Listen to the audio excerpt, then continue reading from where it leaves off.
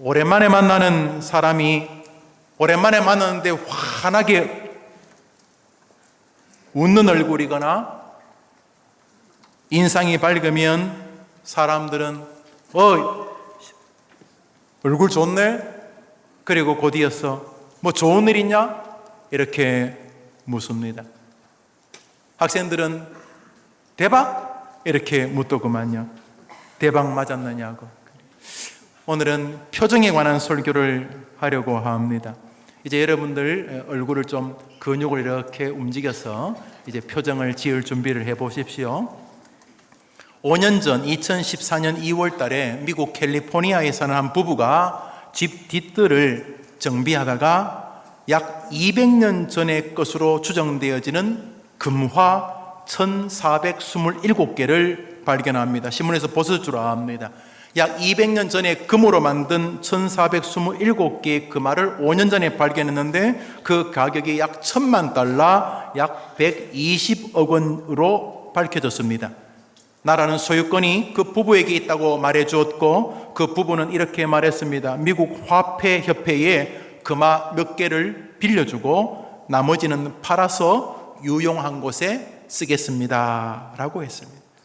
자기 집 뒷뜰을 정리하다가 120억 원의 금화가 나온 것입니다. 여러분 집에 말입니다. 표정을 한번 지어보세요.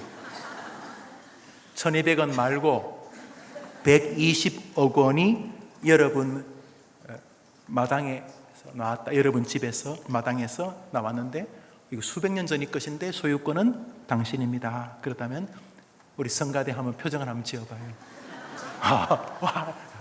예. 오늘 성경에 그렇게 얼굴이 환한 사람이 한 명 등장을 합니다. 5년 전 그 캘리포니아 어느 부부처럼 말입니다. 읽었던 본문을 읽겠습니다. 읽읍시다. 마태복음입니다. 시작. 천국은 마치 보와 같으니 그 사람이 이를 발견하고 숨기고 기뻐하며 돌아왔어. 그 사람이 어떻게 돌아갔다고요? 어떻게 돌아갔다고요? 기뻐하며. 내용은 이런 것입니다. 어느 농부가 뭐 보물을 발견하려고 한 것도 아닙니다. 그냥 아이고 뭐 언제 이 농사를 또 지어야 되냐? 하지만 뭐 내가 배운 게 이것밖에 더 있어? 그러면서 오늘도 출근해서 농사를 시작했습니다. 평소와 다름없이 호미와 깽이질을 하고 있었습니다. 땅도 자기 땅이 아니었습니다. 소작 농이었습니다. 넉넉하지 않으니까 남의 회사에서 일하거나 넉넉하지 않으니까 남의 밭을 붙여서 농사를 짓고 있었겠지요. 그렇게 한참 괭이질을 하다가 뭔가 괭이에 걸립니다. 퍽퍽 걸려서 나무 뿌린 줄 알았는데 뭔가 좀 박스 같기도 하고 괴짝 같기도 해서 깊이 파보았더니 상자였습니다. 꺼내보았더니 거기 오래된 금덩어리를 비롯한 각종 금화들, 보석들이 나왔습니다. 오래된 보석들이지만 예의 영롱함은 사라지지 않고 빛나고 있었습니다. 이스라엘이 약한 나라였습니다. 다윗 시절을 제외하고는. 그래서 애굽에 평생 종살이 하듯이 끌려다녔고 아수르, 바벨론, 로마 이런 나라에게 끊임없이 침략을 받았습니다. 쳐들어오니까 응전해야 되니까 남자들은 또 전쟁을 하러 가야만 했습니다. 전쟁을 하러 갈 때 밥그릇 숟가락이야 그냥 둔다 치더라도 금은 보석이나 폐물을 많이 가진 부자들은 좌불안석이었습니다.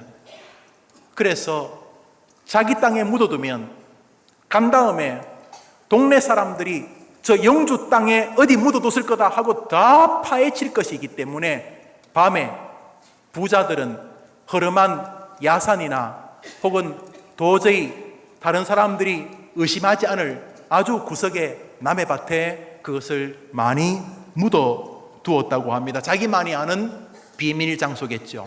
저 큰 느티나무에서 왼발로 10발짝, 거기서 왼쪽으로 또 위로 3발짝 땅을 파서 거기다가 몇억, 몇십억, 몇백억 보화를 묻어둔 것입니다. 아무도 모르게. 부하가 알면 또 파갈 테니까 자기가 몰래 묻어둔 것입니다. 그리고 전쟁의 장군으로 출타해서 전쟁을 하는데 문제는 그 사람이 죽어버리는 것입니다. 보물을 묻어둔 곳은 자기밖에 모르는데 부인한테도 말 안 하죠. 왜냐하면 처남한테 다 갈 가능성이 있잖아요. 우리 청년들은 아직 이런 건 몰라도 돼요. 이게 아주 복잡한 인간관계예요. 그래서 보석들은 아무에게도 말 안 하고 자기는 수천 명의 장군이니까 설마 자기가 죽을 줄 몰랐겠지요. 퍽 죽어버렸어요. 보물은 역사에 묻혀져 버립니다. 그런데 가끔 농사를 짓다가 그런 보물이 꽤 나왔나 봐요. 그래서 문헌에 보니까 사내들인 공회에서 땅에서 나온 보물의 소유권은 주인이 누군지 명확하지 않을 때는 땅의 주인에게 있다.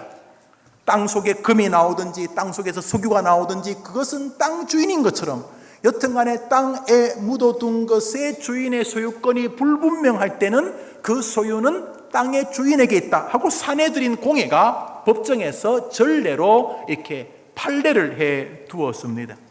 그런데 지금 이 남의 땅을 파는 농사 짓는 이 농부가 땅을 파다가 바로 그 보물을 발견한 것입니다. 문제는 그 밭이 이 사람께 아니라는 것입니다. 그런데 밭주인도 여기 이 보석이 묻어져 있는지 모릅니다. 그래서 농부가 어떻게 합니까?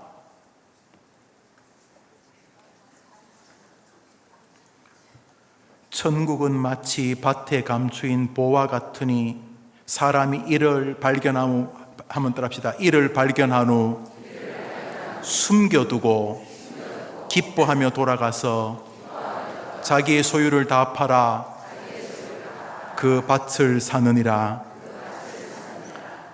딱 파보니까 그 보석이 사과 개짝에서 나온 거예요. 그랬더니 이 사람이 어떻게 했어요? 안 그러면 설교 길어져요. 빨리 말해요. 어떻게 했어요? 다시 땅에 다 묻어둬요. 거기까지는 추측이 가능하는데 이 사람 얼굴 보여요? 얼굴 안 보여요? 보이죠? 이 사람 귀가 지금 입이 어디 걸렸어요? 귀에 걸렸어요. 성경에도 써놨어요. 숨겨두고는 집으로 돌아오는데 그냥 입에서 그냥 노래가 나와. 저 푸른 초원 위에 짜장 그림 같은 집을 곧 짓는다 그러면서 평소에는 늘 근엄 그 자체 그럴 때도 천천히 걷는 사람이 촐랑거리면서 랄라랄라라 인생은 아름다워 그러면서 이 사람이 오는데 얼굴이 훤한 거예요. 기뻐하며 돌아가서. 오늘 본문은 예수님의 말씀입니다. 비유의 말씀인데 여러분이 읽으셨던 마태복음 13장 전체는 천국에 관한 비유입니다. 우리가 44절 읽었죠? 같은 장 33절 읽읍시다. 시작. 비유로 말씀하시되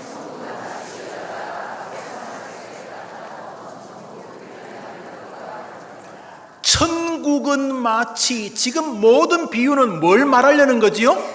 천국은 마치. 이 약이 얼마나 좋으냐면 마치 이렇게 말하는 건 그 약을 이야기하려는 것이지요. 저 사람이 얼마나 좋은 사람이냐 하면 저 사람이 과거에 이렇게 말하는 것은 그 사람을 말하는 것이지요. 저기 예수님이 말씀하시되 천국은, 비유로 말씀하시는 것은 천국에 관한 것을 말하기 위하여 뒤에 예를 드는 것이지요. 우리 읽었던 본문 다시 돌아가서 44절 시작. 천국은 마치 밭에 감추인 보화와 같으니 사람이 이를 발견한 후 숨겨두고 기뻐하며 돌아가서. 천국은 마치 천국은 마치 하며 지금 이 농부의 이야기를 예수님이 시작하십니다. 어느 날 성도가 천국을 발견한 것입니다. 마음속에. 아버지가 장로님이니까 교회 안 나갈 수가 없잖아요. 늘 하는 말이, 애비가 장로인데 네가 안 나가면 되겠니? 아버지가 목사님이니까 안 나갈 수가 없잖아요. 아니, 닌 애비가 목사인데도 교회를 안 나오니? 그래서 나와줬어요. 어릴 때는 그냥 사탕도 주고 그래서 나와줬는데 청소년쯤 되니까 사춘기도 오고 이게 쇼하는 것 같고 믿어지지도 않는데 매주 1시간 동안 이 고문도 아니고 뭔 소리인지도 모를 이야기를 계속 듣고 있는 것 같아서 참 불편했어요. 그래도 어릴 때부터 월화수목금 학교 가고 일요일 날 교회 가는 게 익숙해서 그냥 주일 되면 일요일 되면 그냥 성경 들고 핸드폰 들고 교회를 왔어요. 평소처럼 일명을 레귤러하게 그래 살았어요. 혹은 주변에서 아무리 교회 가자 그래도 안 갔어요. 뭐 고모님 가끔 한 번씩 오셔서 교회 가자 그래도 고모 종교는 자유입니다 그러면서 안 갔어요. 그렇게 교회를 뭐 왔다 갔다 하거나 교회를 전혀 안 다니거나 그랬어요. 그러다가 어느 날 너무너무 우연스럽게, 아주 우연스럽게 뭐가 들려온 거예요. 그 호미로 꽹이로 이렇게 땅을 팍 파는데 뭐가 텅 하고 꽹이를 통해서 내 그 팔로 뭐가 징 울려온 거예요. 텅 울려온 거예요. 어느 날 그냥 누가 내게 뭐라고 텅 말하는 소리가 들린 거예요. 목사님, 뭐 전도사님, 장로님, 권사님, 혹은 성경을 읽다가, 혹은 예수 믿는 친구하고 대화하다가 뭔가 꽹이질을 했어요. 뭐 그 사람에게 구원받겠다는 것도 아니고, 뭐 걔하고 대화하고 그 목사님 설교 듣다가 천국을 경험하겠다 그런 것도 없었어요. 그냥 그렇게 그냥 했는데 띵 하고 울린 거예요. 왜 사람이 뭐 탁 치면 뼈로 울리잖아요. 윙 울린 거예요. 그리고 스토리가 들려요. 띵 쨍그랑. 아니 이게 뭐지? 쨍그랑 쨍그랑. 동전은 쨍그랑거리나요? 뭐 동전 소리가 들렸어요. 뭔가 소리가 들렸어요. 그리고 인생이 변해버렸어요. 그냥 그렇게 왔다 갔다 했어요. 다니다 보니까 집사 하라네. 집사. 목사님, 내가 알았어요. 목사님 저 집사 못해요. 아이고 집사님이 하시면 잘해요. 아이고 저는 하면 나이롱이요. 나이롱이 찔겨요. 괜찮아 해보세요. 그러면서 집사님. 그래서 뭐 가끔 또 밥 좀 사니까 사람들이 나보고 또 안수 집사. 그거 아무나 하는 거 아니에요. 그 수대반 집사님 돌에 맞아 죽었다고 들은 게 있어가지고. 그런데 또 짜장면 많이 샀다고 또 안수 집사가 됐네. 희한한 교회다 싶었는데 어느 날 돌아가다가 내 이름이 손씨고 이름이 양원인데 내가 손양원하고 아무 상관이 없는데 역시 이름대로 된다면서 장로 투표했는데 1등을 했는데 손양원이라고. 우와. 나는 별로 믿음도 안 좋은데 주변 사람이 하도 권유해서 얼떨결에 신학교를 갔어요. 그것도 좋은 대학 가려다가 떨어져가지고 간 거예요. 그냥 교회를 다녔어요. 농사 짓는 사람처럼. 뭐 인생이 다 그런 거지 뭐. 오늘 씨 뿌리고 또 열심히 하면 김매 주고 또 때가 되면 이렇게 뭐 곡식도 열매를 거두고 또 그거 팔아가지고 또 뭐 남도 좀 주고 그 주인도 좀 주고 또 우리 애들 뭐 등록금도 하고. 아이고 농사가 힘들지. 뭐 그렇지만 뭐 안 힘든 거 있나? 인생이 다 그런 거지 뭐. 그래 살았어요. 그런데 어느 날 무슨 일이 벌어진 거예요. 소리가 들린 거예요. 소리가 퉁 치는데 이 삥 소리가 처음에는 이 근육을 통해서 뼈를 통해서 들렸어요. 이 뭔 소리야 이거. 그 다음에 쨍그랑 동전 소리가 들렸어요. 보니까 보화예요. 기독교의 복음은 그렇게 다가오는 것입니다. 아무런 생각 없이 교회를 다녔습니다. 그냥 예수 믿는 친구, 그냥 술 마실 때 안주거리처럼 이야기하던 그 친구였습니다. 그냥 부인은 가끔 힘들 때마다, 자식이 병들 때마다 교회 가는 눈치 같았습니다. 그렇지만 연약한 여자가 힘드니까 종교에 기대나 보다 나약함의 표현이라 생각을 하고 그냥 그래 살았습니다. 그런데 어느 날, 정말로 어느 날 집에 돌아다니는 목사의 설교 테이프를 들었습니다.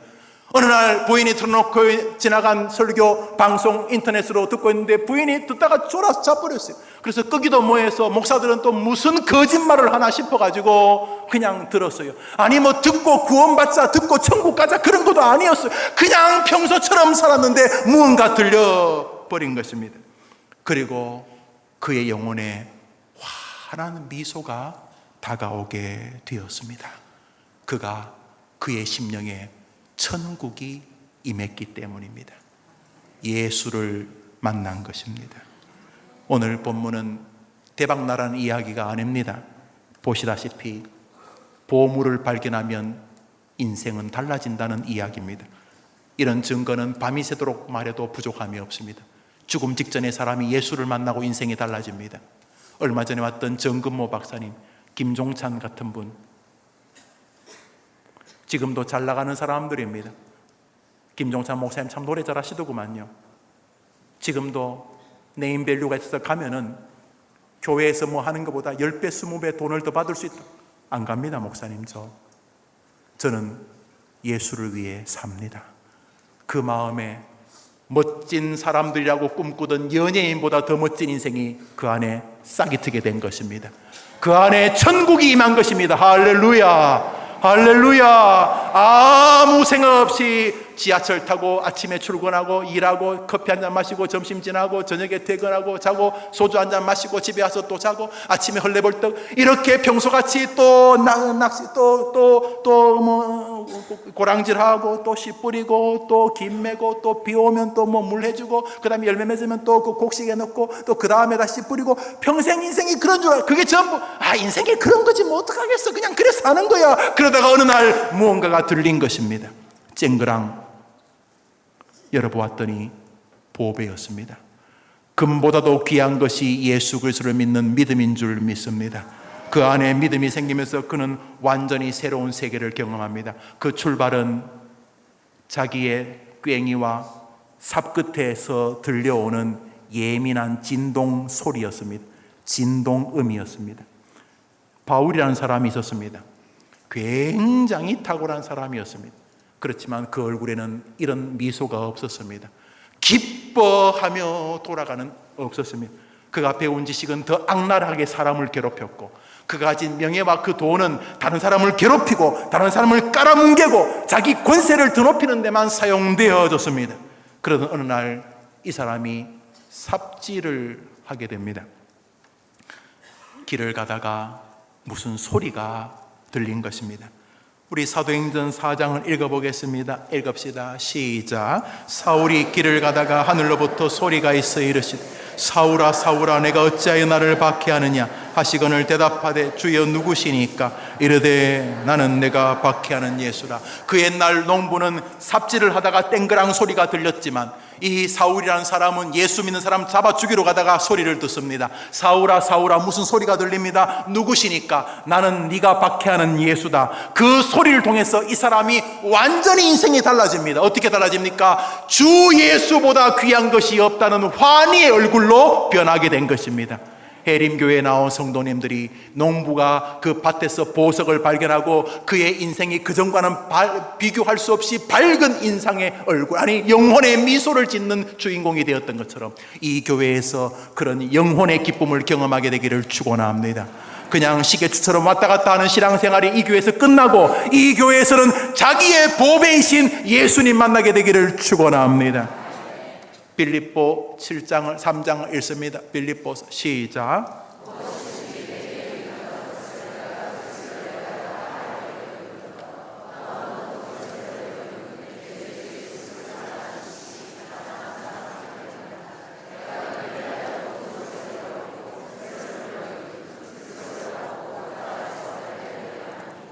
그 농부가 그 보석을 발견하고는 다시 묻어둡니다. 그리고 그것이 자기 거가 되기 위해서 웃으며 집에 가고 모든 것을 다 팝니다. 여보 우리 집 팝시다.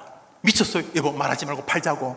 여보 우리 집 차 조그만 거 팝시다. 미쳤어요. 여보 혹시 적금 넣은 거 있어요? 깹시다. 미쳤어요. 왜 그러는데 저 밭을 사야 돼. 저 밭을. 이 사람이 미쳤나? 여보 저 밭을 사야 돼요. 저 밭을 사야 돼요. 그런데 이 사람의 얼굴에 미소가 가득합니다. 보석을 발견했기 때문입니다. 그는 삽 끝에서 울리는 소리를 들었습니다. 그는 보석을 움켜쥐면서 쨍그랑쨍그랑 하는 그 금화들의 소리를 들었습니다. 그의 가슴은 뜨겁습니다. 사랑하는 여러분, 사도 바울이 보석을 만났습니다. 나는 너가 핍박하는 예수다. 마음에 예수가 보화가 되기 시작하자 그는 자신의 모든 것을 다 주고 예수를 구입하게 되었습니다. 예수쟁이가 되기를 축원합니다. 종교개혁의 아버지 마틴 루터를 바꾼 것은 무엇입니까? 이 농부의 마음과 똑같습니다. 그는 자기의 종교성을 가지고 열심히 했지만 기쁨이 없었습니다. 루터는 목사였습니다. 신부였는데 그때는 교회가 하나밖에 없으니 가톨릭, 기독교 다 하나였으니까 그는 신부 목사였습니다. 신학교에서 가르치는 교수 목사였습니다. 그렇지만 그의 마음에 기쁨이 없었습니다. 그냥 남의 밭에서 농사 짓는 사람하고 똑같았습니다. 그러던 어느 날 그 괭이, 그 삽 끝에, 그 호미 끝에 보석이 걸려옵니다. 예수 그리스도라고 하는 보배였습니다. 그냥 엄마의 하나님, 아버지의 예수님, 저 목사님이 소리 지르는 교회의 예수님, 성경의 예수님이 어느 날 나의 예수, 나의 보배가 된 것입니다. 그가 예수를 영접하고 지었던 찬송이 있습니다. 585장 진척과 재물과 명예와 생명을 다 빼앗긴데도 다 가져갔다.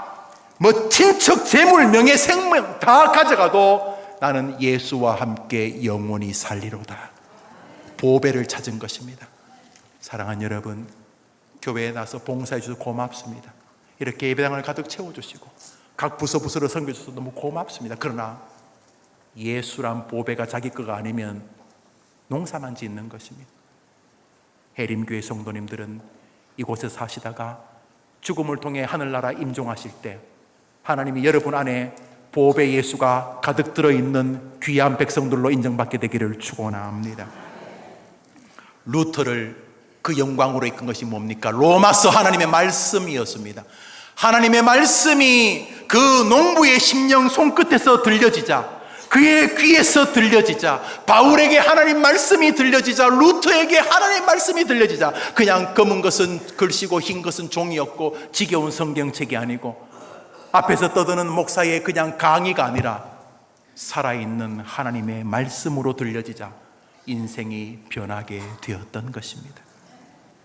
모든 믿음의 사람들은 바로 그 소리에 귀를 기울였습니다. 시편 119편을 읽습니다. 시작. 모든 보화를 간직한 사람들은 바로 저 말씀의 사람입니다. 말씀 안에 그리스도가 계시고 말씀 안에 오늘을 행복한 미소를 짓게 하는 하나님의 은혜가 있기 때문인 것입니다. 하나님이 좋아했던 다윗의 고백을 보십시오. 주의 말씀을 사랑하며 주의 말씀을 꿀송이처럼 여겼던 다윗의 인생을 보십시오. 우리 성경 말씀 시편 84편을 읽읍시다. 시작. 이 사람이 얼마나 하나님의 복음을 사랑하고 하나님을 사랑하고 하나님의 말씀을 사랑하는지 뭐라 그래요? 내가 악인의 장막에서 왕으로 있는 것보다 하나님의 전에서 문지기로 있는 것이 좋다고. 세상 속에서 천년을 사느니 예수와 함께 하루를 살겠네. 보배를 만난 것입니다. 예수를 만난 것입니다. 우리 학생들 예수를 만나니까 공부할 이유, 예수를 만나니까 돈 벌어야 될 이유, 예수를 만나니까 하나님 사람답게 살아야 될 이유, 예수를 만나니까 부모와 가족을 사랑해야 될 이유들이 가끔 굳게 세워지는 믿음의 사람들로 변화되는 선배들은 바로 예수를 만난 그 농부와 동일하고 바울과 동일하고 루터와 동일하기 때문입니다. 보물을 발견한 농부는 가슴이 뜹니다. 그래서 그는 자신의 모든 것을 다 주고 그 보물을 차지합니다.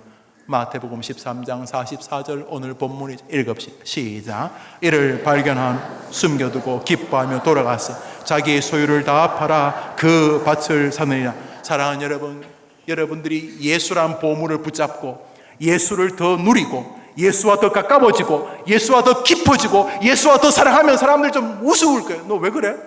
너 목사 되려고 그래? 너 왜 그래? 너 선교사 되려고 그래? 왜 그래? 그럴 겁니다. 아마 농부가 그 보물을 숨겨두고 집으로 뛰어와서 얘들아, 아버지, 얘들아, 형제, 형님들, 동생들, 우리 집을 다 팔아야 됩니다. 왜? 저 밭을 사야 됩니다. 그 별로 좋지도 않은 밭은 왜? 그 밭을 사야 됩니다. 여보, 적금 넣은 거 우리 애들 묶음 어때? 뒤로 좀 미루고. 왜 그러는데요? 왜 그러는데요? 그 밭을 사야 돼요. 왜? 그 밭은 나와 나뿐만 아니라 우리 모든 가문을 미소 짓게 할 것이기 때문입니다. 사람들은 우스워할 것입니다. 별거 아니라고 할 것입니다. 예수 그리스도가. 그렇지만 여러분이 예수를 여러분의 주 구주로 마음에 모시는 순간 여러분은 여러분이 얼마나 존귀한 것을 가진 것을 알게 될 것입니다. 그동안 예수님 믿었지만 더 이상 예수님이 보배가 아닌 사람들, 오늘 이 아침에 나의 보배이신 주님을 다시 한번 바라보고 자신의 구주로 영접하며 우선순위가 자신에게 예수님이 되는 하나님의 축복의 주인공 되는 은혜의 아침 되기를 축원합니다. 예수는 나의 힘이요 내 생명 되시니 내 기쁨 되시니 내 소망 되시니. 이 농부처럼 예수란 보물 때문에 천국이 가슴 속에서 이루어져서 임종의 순간도 너무 두렵지 않고 오 나의 주님 제가 갑니다 하면서 멋지게 가는 우리 학생들, 우리 어른들 되기를 축원합니다. 우리 찬송가 주 예수보다 더 좋은 친구 없네, 우리 한 장 찬송합시다.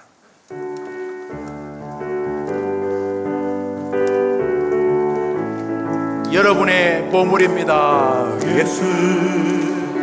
예수보다 더 좋은 친구 없네. 예수보다 더 좋은 친구 없네. 예수 사랑 참 좋은 예수 사랑. 예수 사랑 참 좋은 예수 사랑. 괴로울 때 다가와서 마음의 평화 주니 신실하신 나의 참 친구. 그 보물을 믿어보십시오.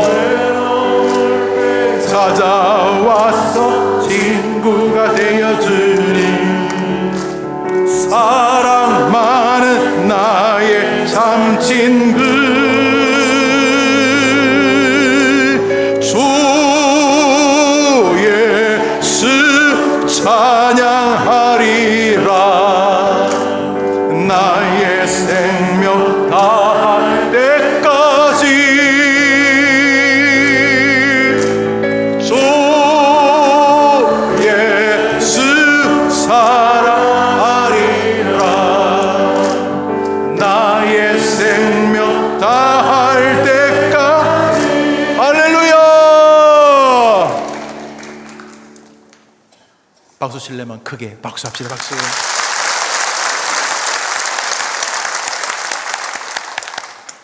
일어나서 한 번 더 찬송할 텐데요. 여러분, 이 비유는 우리에게 하나님의 애절한 눈물이 있습니다. 보물이 있는데 그냥 내버려 두고 사는 술, 담배, 마약이 인생의 친구인처럼 사는 사람들, 몇 푼도 되지 않는 것 때문에 형제와 가족과 자식들이 원수되는 가정들, 별것도 아닌 신기루를 가지고 행복이라고 말하는 사람들이 너무 안타까워서 우리 하나님은 호소하는 것입니다. 얘야, 예수 안에 모든 보배가 있단다. 모든 선배들이 경험하고 누렸단다. 예수를 너의 보배로 붙잡으라 하실 때 이번 한 주간 예수가 여러분의 최고의 자랑이 되기를 축원합니다. 우리 다 같이 일어나서서 찬양합니다. 예수보다. 우리 좀 더 빨리 불러도 되겠습니다. 예수보다 더 좋은 친구 도와달라고 해보세요. 예수님한테, 그 보배로운 분한테 더 좋은 예수 사랑, 예수 사랑, 예수 사랑 참 좋은 예수 사랑. 예수님에게 힘이 있습니다. 마음이 외롭습니까? 예수님한테 도와달라고 해보세요. 진짜 보배 맞습니다. 다가왔어 마음에, 정말입니다. 마음에 예수님은 평화를 줍니다. 예수님은 살아계십니다. 예수님은 하나님의 최고의 자랑거리 보배입니다. 찾아왔어 친구가 돼. 예수님한테 도와달라 그러세요. 보배입니다. 그분은 해결할 수 있습니다. 주 예수 사랑하리라. 나의 생명 다할 때까지 주 예수 사랑하리라. 보배를 놓지 마세요. 예수를 포기하지 마세요. 예수를 놓지 마세요. 우리 시간 한번 기도하겠습니다. 여러분이 다이아몬드가 별거 아니라도 아니에요. 별거 아닌 거 아니에요. 여러분이 가진 집 몇 채보다 그게 더 비싸요. 여러분 그 금 몇 킬로, 그거 뭐 소고기 몇 킬로 좀 아니에요. 금 몇 킬로는 여러분이 가진 것보다 훨씬 더 가치가 있어요. 예수님은 엄청난 가치가 있어요. 제발 좀 도와달라고 그래 보세요. 주님이 말하잖아요.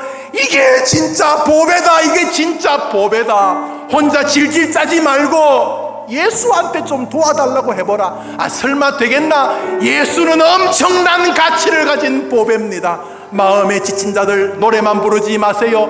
마음에 평안 주는 예수님 농담이 아니에요. 예수에게 도와달라고 하세요. 이번 한 주간 예수를 버리지 마세요.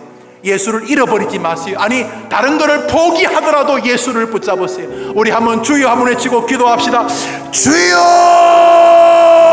하나님 아버지, 우리 모든 성도들의 마음에 예수를 믿는 믿음, 예수를 향한 열정, 예수를 향한 깊은 간절한 기도를 주시기를 원하는 성도들의 마음속에 예수 안에 있는 은혜, 예수 안에 있는 능력을 주시기를 원하는, 오직 하나님만을 높이고 하나님만을 경배하고 하나님만을 의지하고, 인생이 외로운 사람들, 보배가 없어서 괴로운 사람들, 인생이 무료한 사람들, 왜 사는지 이유를 모르는 사람들에게 예수의 보배를 가슴에 새기면서 자신 안에 예수의 보배로움으로 인하여 행복, 가치로 평강과 은혜를 경험하도록 우리 귀한 이들을 축복하옵소서. 이번 한 주간도 저들에게 은혜 주소서. 믿음의 한 주간, 예수와 함께하는 한 주간이 되도록 주옵소서. 예수로 인한 기쁨을 다 누리게 하옵소서.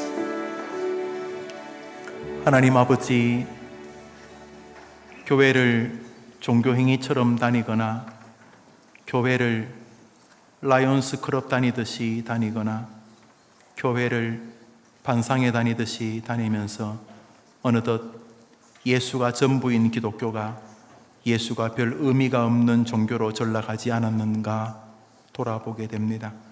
다시금 우리의 마음을 기경하면서 우리 마음밭 깊숙한 곳에 계시는 예수님을 발견하는 한 주간이 되게 해 주시옵소서. 예수보다 더 좋은 친구 없네. 노래가 간증이 되게 도와 주시옵소서. 괴로울 때 다가와 마음에 평안 주는 신실하신 보배로운 주님을 이번 주간 노래가 내 삶으로 나타나는 은혜의 주간이 되게 해 주시옵소서. 이번 한 주간 보배를 가지고도 거지처럼 살지 말게 하시고, 힘들고 어려울 때마다 예수님, 나를 사랑하시는 예수님 하며 최고의 보석 예수님을 앞에 세우며 그분을 의지하며 살아가게 하옵소서. 예수님의 이름으로 기도합니다. 아멘. 구주 예수님의 은혜와 하나님의 사랑과 성령의 교통하심이